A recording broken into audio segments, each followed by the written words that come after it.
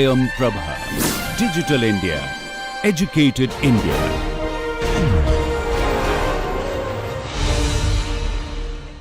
Hello everyone, and today again we'll start with this electrophilic substitution reactions in aromatic systems. So today we'll be doing this halogenation, sulfonation, Friedel-Crafts alkylation and acylation reactions. I think you all remember last class, because that information will be necessary, because I told you that the mechanism of nitration, we did the nitration in last class. So that mechanism is followed or would be similar to the other mechanisms. If you have understood that, it would be very helpful. But if you have any question left from the last class, you can ask today, so that your concept will be clear this time. Okay. So if you remember that we discussed about two different types of complex formation. What was those? One was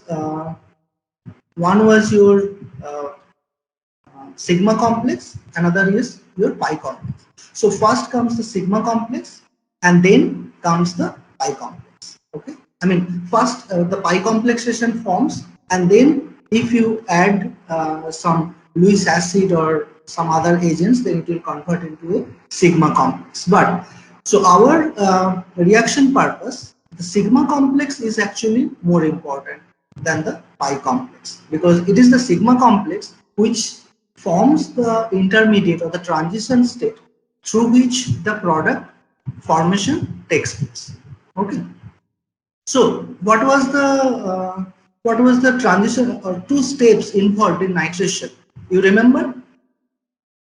The first step is the C-N bond formation step, and in the second step is the CH bond breaking step.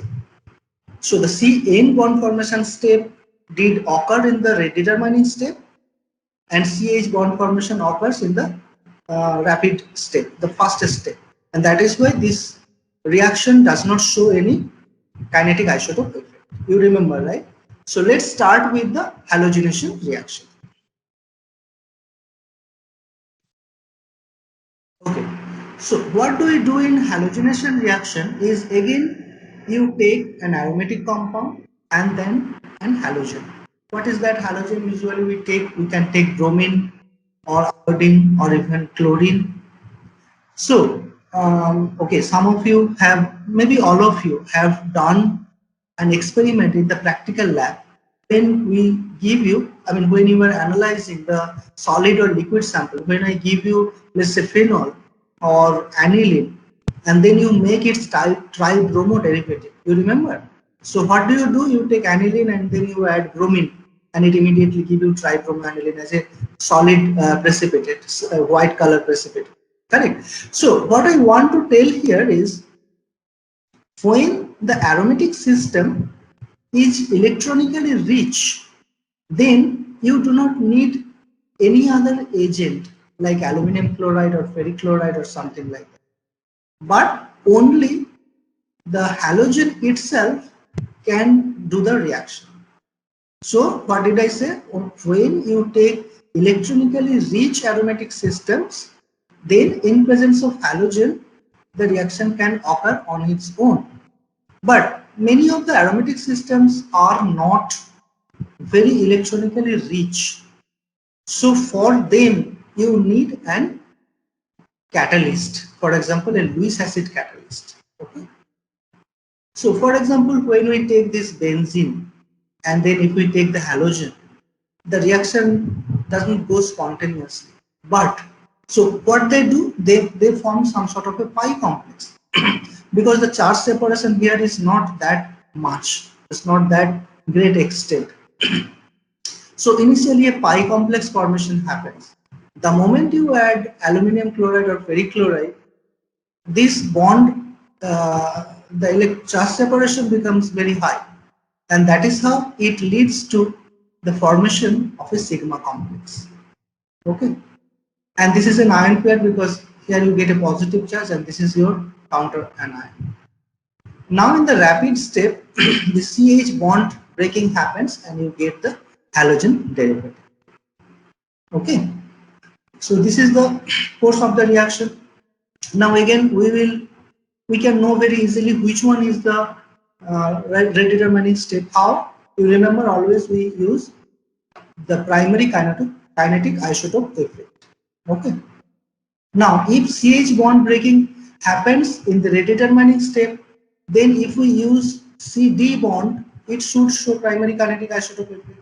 But this case also it does not show. It is the primary kinetic isotope effect is absent because the CH bond is not broken in the rate determining step. So again, here the rate determining step is your CX bond formation, and the fastest step is your CH bond breaking. So let's take a specific example now. We take benzene, let's say take bromine. So initially they would form some sort of a pi complex with one bromine being del positive in charge, another bromine is del negative in charge. So this means that there is a partial charge separation between the two. Okay. But now when you add a Lewis acid like ferric bromide, FeBr3, then immediately it leads to the sigma complex formation where you have CBr and CH bond, and then in the first step you form the benzyl bromide. So the CH bond breaking happens here. It has been observed that the rate law contains the concentration of the benzene, the aromatic system, concentration of the substrate, and concentration of the Lewis acid catalyst. So the overall order becomes the third order for this sort of reaction. What would be the energy profile diagram? It would be again the same as we observed in the nitration case. So your first step is rate determining step. That means your activation energy will be very high. Second step, it is the fastest step, so your activation energy will be lower. So this looks something like this. So your first step, rate determining step, activation energy is very high. Of course, this energy should be also very high than this one. Then you form the sigma complex, and then again it leads to second transition state where the CH bond breaking happens here, and then it comes to the product. So here it will be PHX. Okay, understood everybody? Any question you can ask me. Okay, don't be shy. Okay. Now the thing actually gets changed when it is an iodination reaction. Okay. Yeah. Yeah. Yeah. Tell me. Sir, no, I just wanted to see the previous slide once, the diagram. Yeah. Please be a little bit louder. Okay. Yes, sir, thank you. It's clear. Yeah. I just wanted to see the diagram. Okay. A lot of noise is coming from you.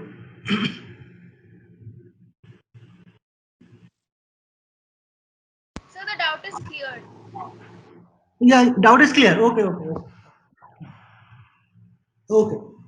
So then let's go to the iodination of phenol. Here you will see that the course of the reaction changes because of something. Let's see what happens first. So you take phenol and then you add iodine. What happens is the first step you form this kind of sigma complex where the Ci bond formation takes place, and then in the second step you have the CH bond breaking takes place to give this para-bromo-phenol. But here what happens is when you form this sigma complex, okay, when you form this sigma complex, now when it goes to the second step, before it goes to the second step, there are two possibilities. One is, first you form the Ci bond, so you got this intermediate. Now CH bond has to break, but it is observed that because iodine is a good leaving group, Ci bond breakage would be much easier. Okay, what does that mean? It means that this step is reversible. That means phenol can come to the sigma complex, and again this sigma complex would prefer to go into the starting material. I'll repeat again, okay? Please pay attention. So, for phenol, the course of the reaction changes a little bit.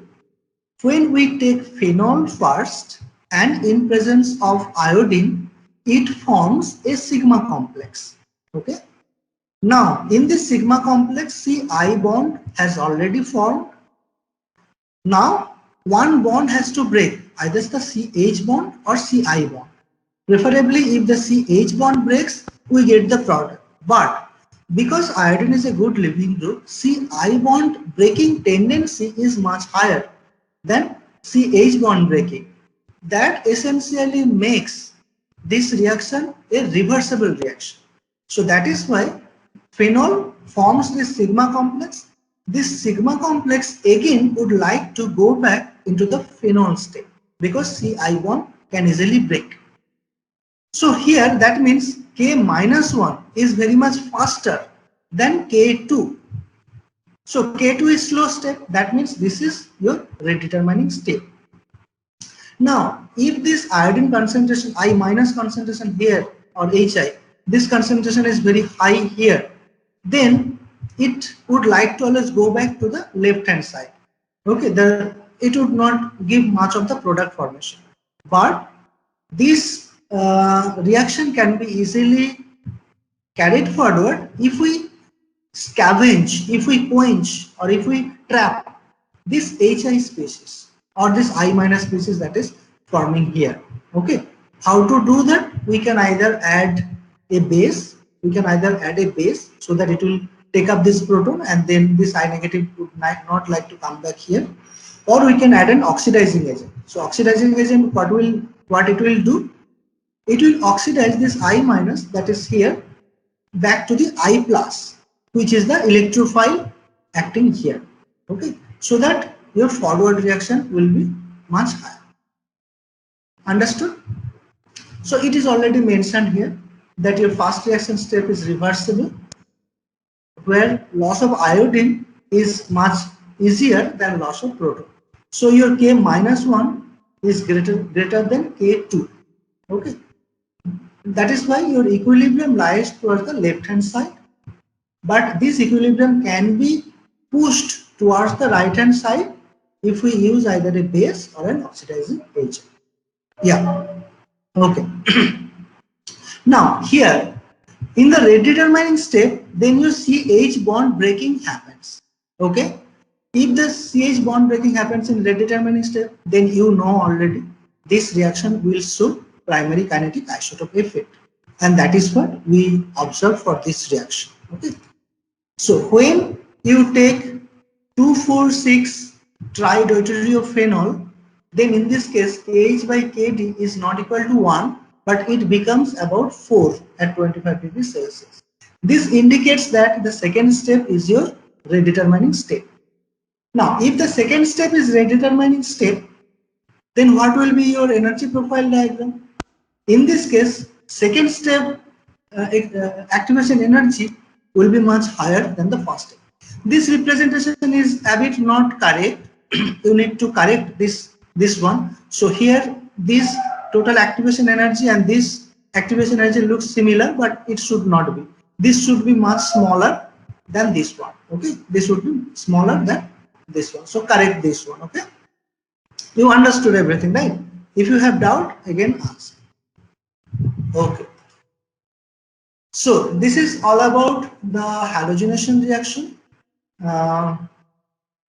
I hope you understood it. If you have any question, you can feel free to ask me.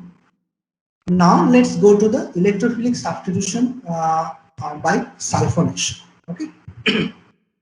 Now, compared to nitration or halogenation, sulfonation is not a very popular or very well studied reaction. It has been studied comparatively lesser extent. Okay.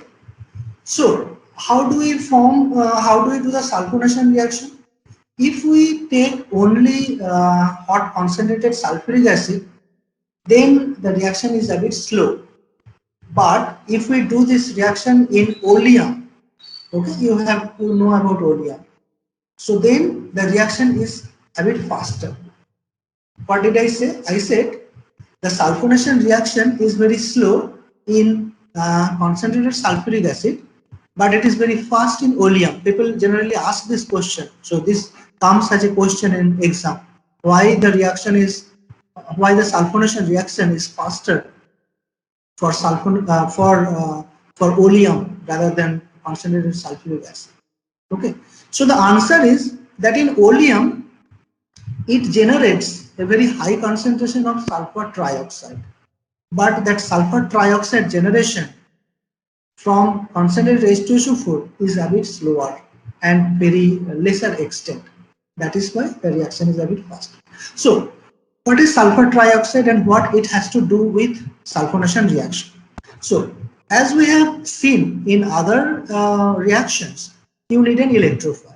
For sulfonation reaction, the electrophile is sulfur trioxide. So you need to generate sulfur trioxide in order to make this reaction possible. So if you take concentrated sulfuric acid, it can also generate sulfur trioxide, and in oleum you already have SO3.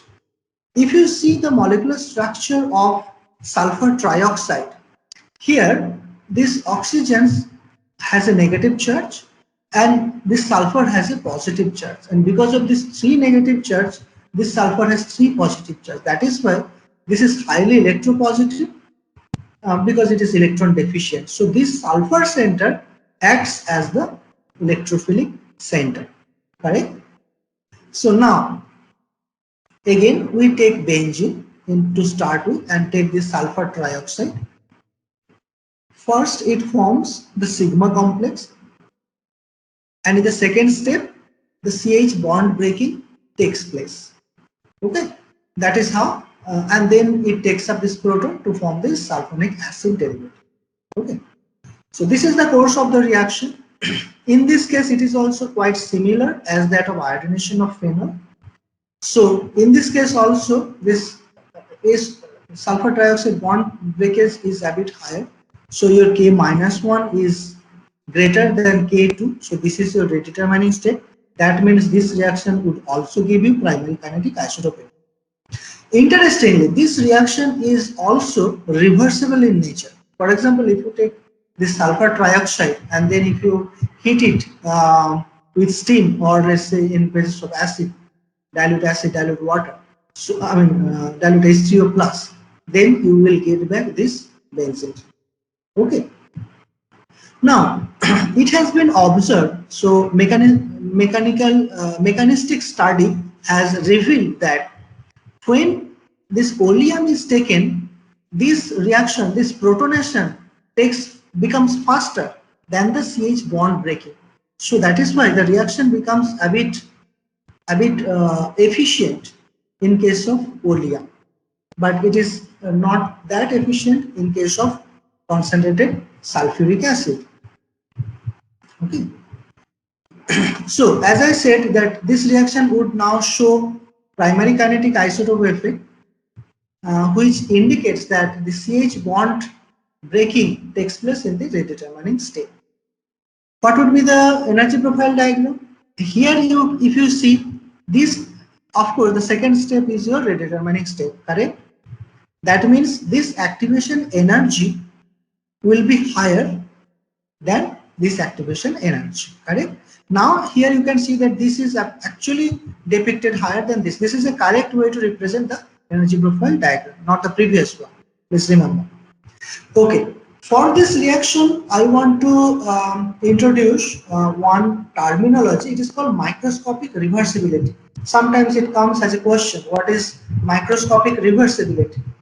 So microscopic reversibility is basically a phenomenon where your forward reaction, the mechanism for your forward reaction and the mechanism for your backward reaction goes through a common transition state or a common intermediate. What did I say?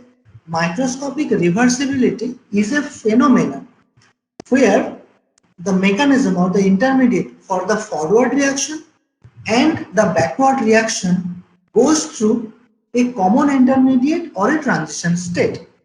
Okay. So as I said, this sulfonation reaction is a reversible reaction, and in this case the forward and the backward reaction both goes through the same sigma complex. And that is why this reaction is an example of microscopic reversibility. Understood? Clear? So then we covered this halogenation reaction, then we saw the sulfonation reaction. I hope you understood it. Now we go to the Friedel-Crafts alkylation reaction. Okay. So again, in this case, we have to take an electrophile. Okay, what would be that electrophile? So for alkylation reaction, generally the electrophile is alkyl halide. Now, compared to your only bromine, only halogen, or other reagents, alkyl halides are not that does not exist as a charge separated or polarized form. Correct? So that is why if you take alkyl halide and if you take an aromatic system, mostly the reaction does not happen even if the aromatic system is electronically rich. So for Friedel-Crafts alkylation reaction, you definitely need a Lewis acid catalyst. What are the Lewis acid catalysts? There could be many. Okay, you can follow the Peter Sykes book. It has written several examples of Lewis acid and their strength, and based on that strength, the course of this reaction changes. I will discuss it just after this slide. Okay. So what did we say? We said that for Friedel-Crafts alkylation reaction, we take an alkyl halide, but this alkyl halide is not enough polarized that it would lead to alkyl halide alkylation reaction.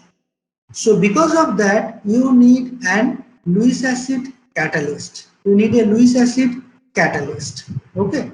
What this catalyst will do? This catalyst will first react with the alkyl halide to form a highly polarized state or a charge separated state, or you can say a carbocation.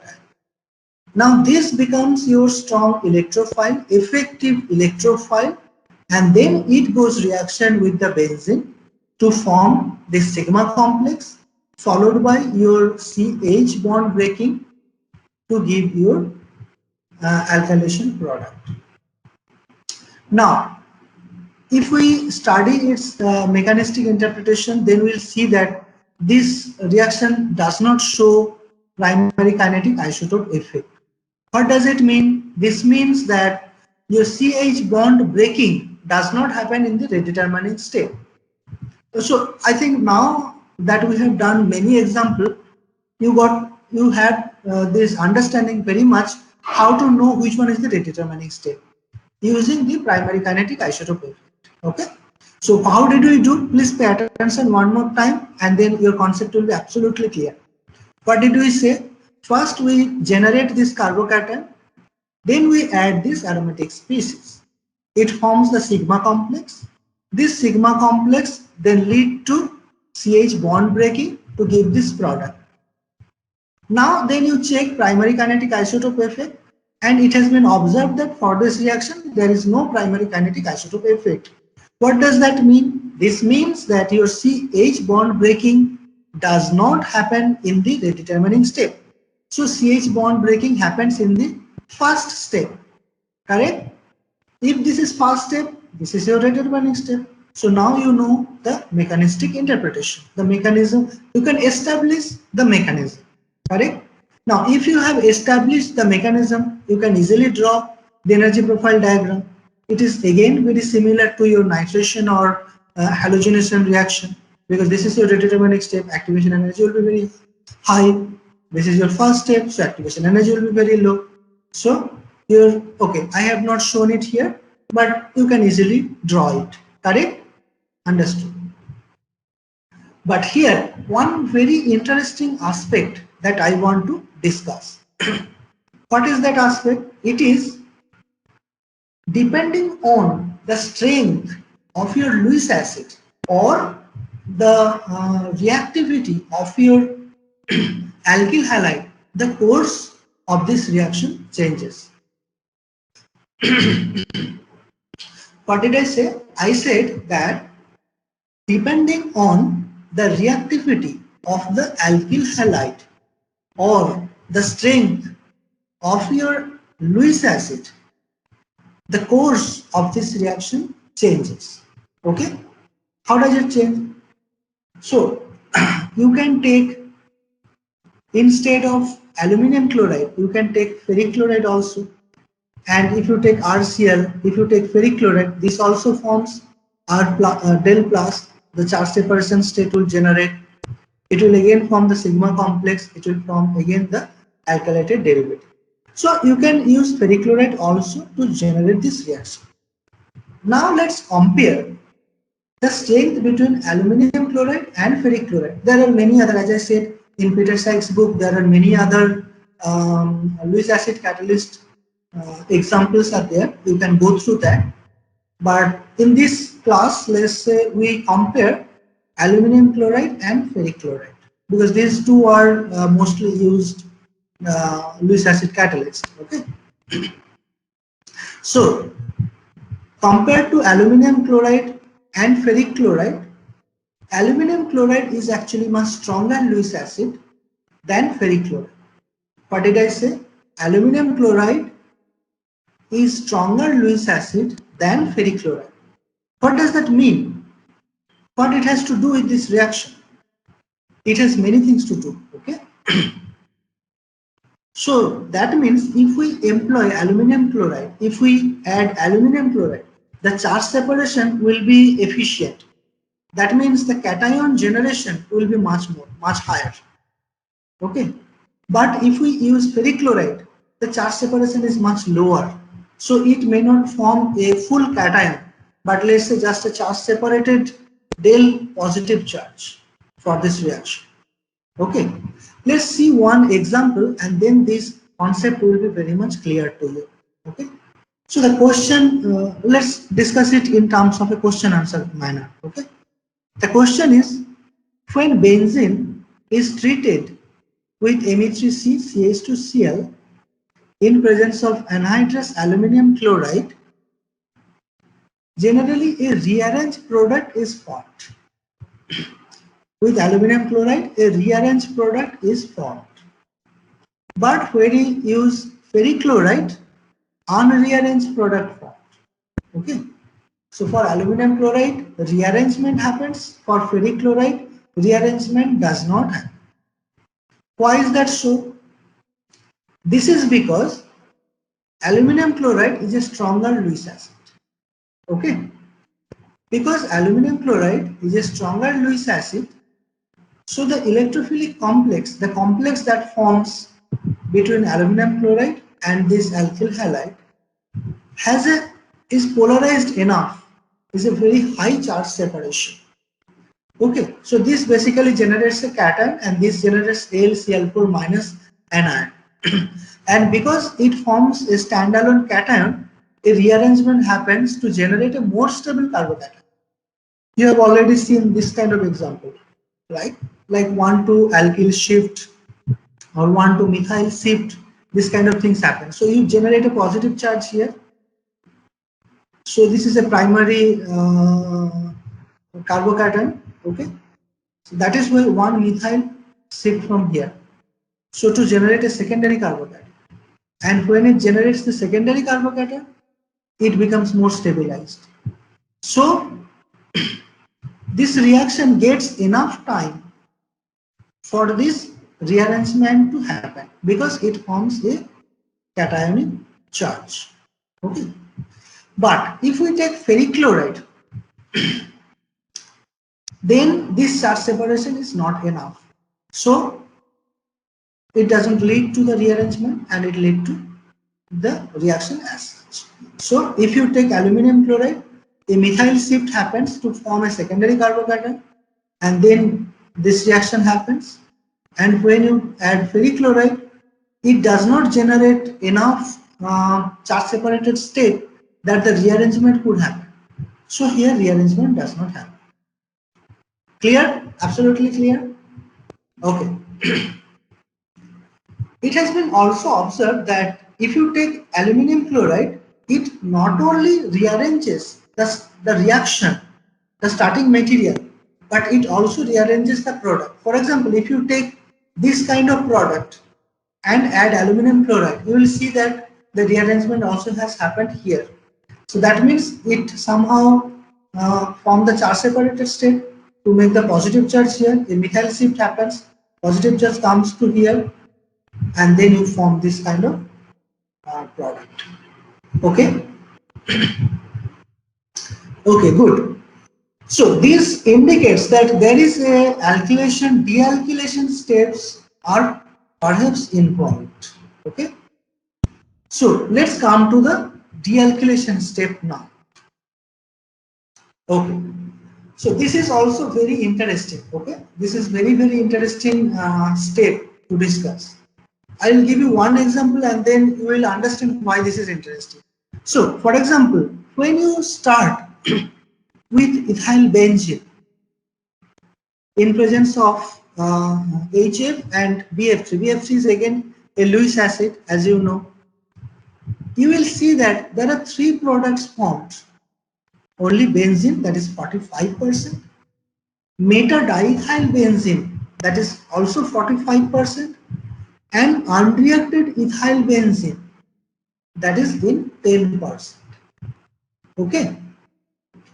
So why this happens and how this happens? This can only be explained if you consider dealkylation step. Okay. So this is the mechanism. Okay, as you know, all the mechanisms are a plausible mechanism. That means these are the best possible way to explain a reaction phenomena. Okay.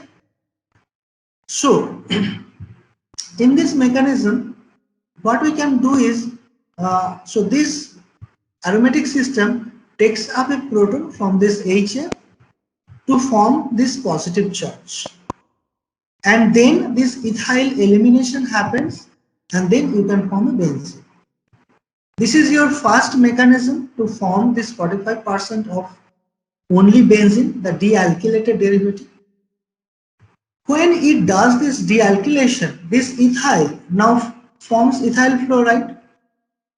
So this ethyl fluoride in presence of BF3 undergo electrophilic substitution reaction. So ethyl, as you know, it has a plus I effect, so it is an orthopara orienting group. Correct? Because of this orthopara orienting group, this ethyl benzene lead to orthopara, 1,4-diethyl benzene derivative first. Okay.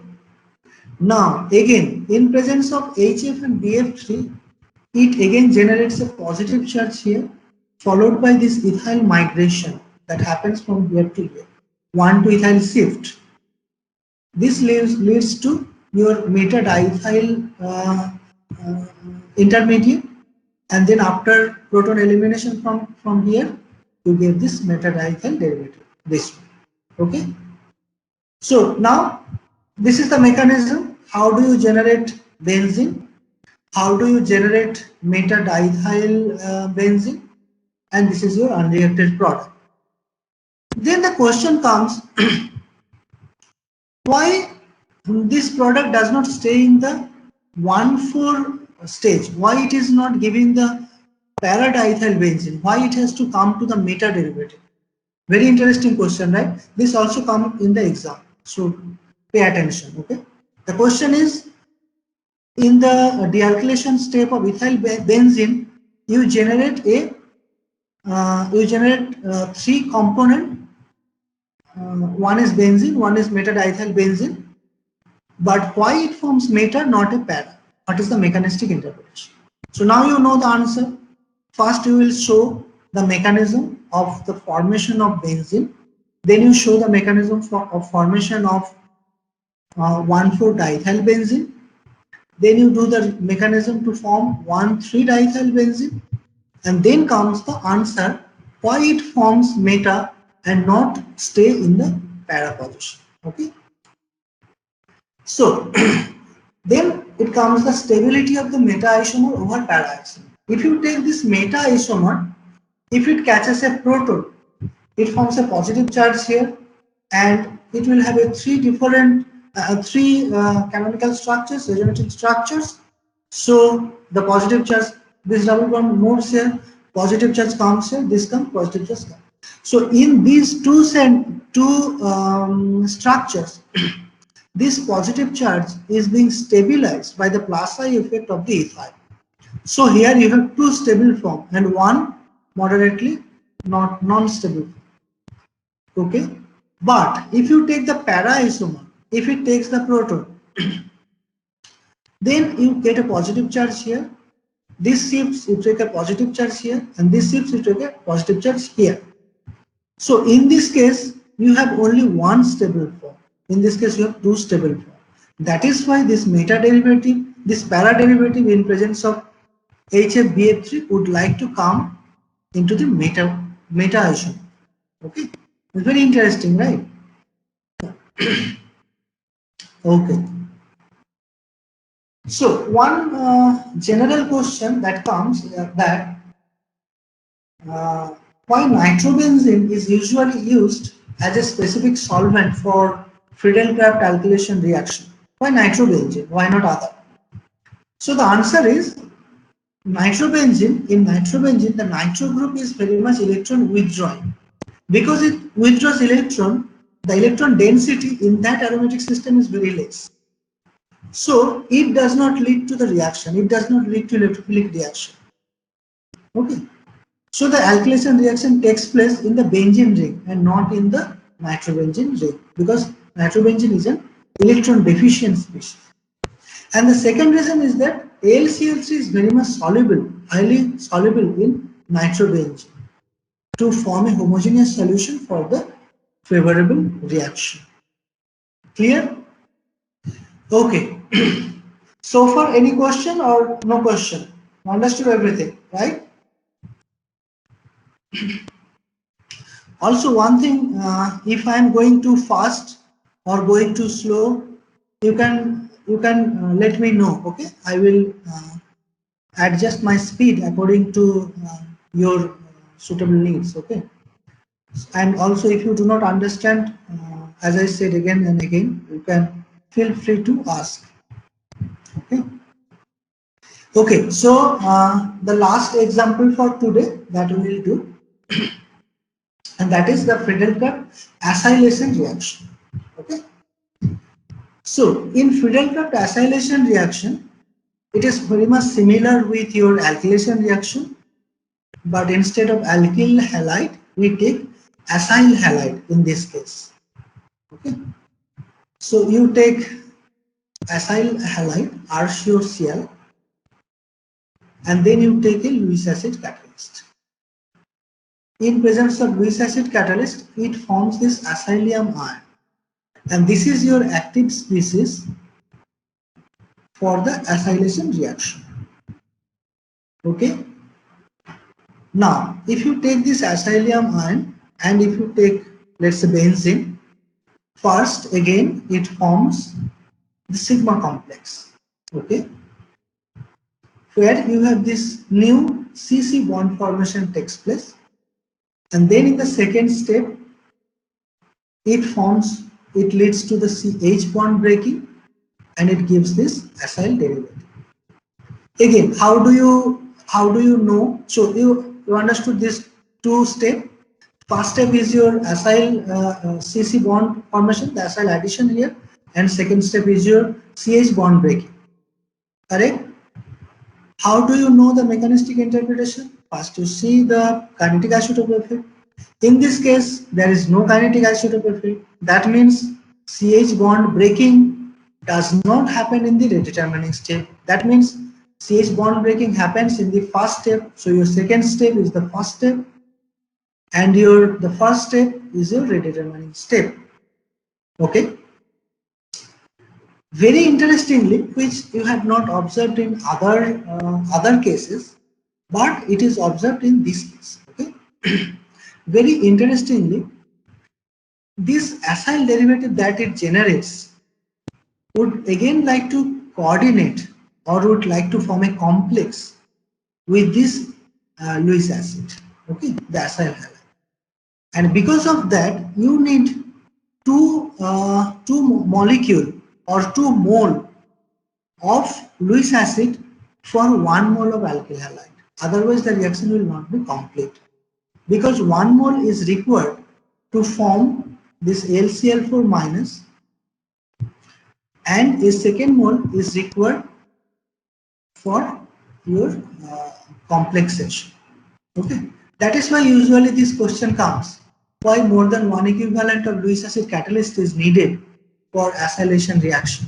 So the answer is acylated product further reacts with LCl3 to form a stable complex. Okay, and that is why if you want to do further reaction, you need to add more acyl chloride, or in short, you need at least 2 equivalent of acyl chloride for this reaction to happen. Excuse me, sir. Okay, yeah. So why will it form a complex? Why will it do further reaction? Can you explain? Yeah, so here actually what happens, you have the C double bond O bond that is left, okay, and this bond is polarized enough in presence of acyl chloride. So acyl chloride is Lewis acid. What does it mean by Lewis acid? Lewis acid is lone pair acceptors. That is why these are called Lewis acid. So wherever it finds a Lewis lone pairs, it has a lone pair, it would like to accept it to form a complexation. Because of this complexation, this reaction would like to drive more towards this complex formation, product formation. So that also enables the reaction to happen. Okay. Okay. So now, the second question: why in acylation reaction, polyacylation does not take place? In alkylation, you can see sometimes more than 1 or 2 alkylation, means dialkylation or even trialkylation. But for acylation, polyalkylation generally does not take place. That is because when you first form the monoacyl derivative, this acyl species is electron withdrawing in nature. So it takes up the electron density from this aromatic system, and this aromatic system becomes electron deficient in nature, and that is why further acylation cannot take place. Okay. Okay, so this is the last example, but this is really very interesting example. This is also there in the Peter Sykes book, so you can also follow up there. So it says that the contribution of percent CO gas increases from anisole to toluene to benzene. The contribution of percent CO gas, carbon monoxide gas, increases from anisole to toluene to benzene when react with bivalveoyl chloride in presence of anhydrous aluminum chloride. Okay, explain. So what is bivalveoyl chloride? This is the structure of your bivalveoyl chloride, Me3CCOCl. Okay. Now, when you add aluminum chloride, it first leads to your acylium ion and AlCl4 minus, and this acylium ion now leads to CO elimination to form a more stable 3-degree carbocation. Okay. Now, as much more time you expose this acylium ion, that much more it will release carbon monoxide to form this Me3C. In short, what I want to say is, the moment you generate this acylium ion, if you very quickly do a reaction, then this CO elimination cannot take place.